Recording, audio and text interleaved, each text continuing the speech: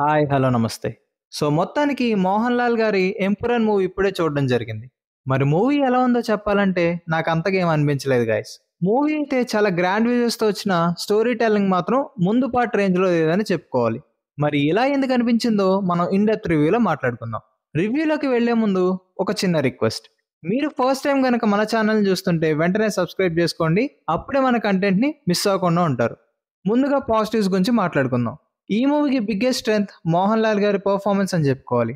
Silent but powerful screen presence తో goose bumps తెప్పించారు.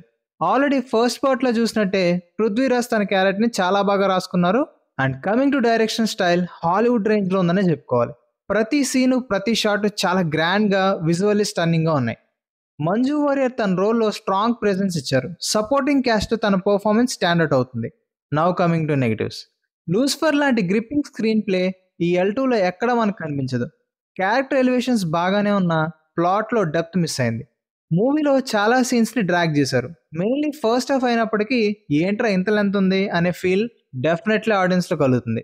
Next Tovino Thomas character కి proper weightage ఇవ్వలేదు అనిపించింది. అండ్ మల్టిపుల్ సబ్ ప్లాట్స్ అనేవి సమ్వాట్ కన్ఫ్యూజన్ క్రియేట్ చేశాయి.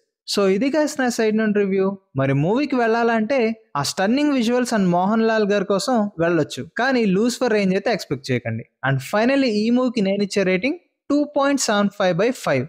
మరి మూవీ లవర్స్, మీకు కనుక రివ్యూ నచ్చితే లైక్ చేసి మీ ఫ్రెండ్స్ కి షేర్ చేయండి. అలాగే మన మూవీస్ ఇంటెక్ ని సబ్స్క్రైబ్ చేసుకోండి. ఇంకొన్ని మూవీ రివ్యూస్ తో మళ్ళీ కలుద్దాం.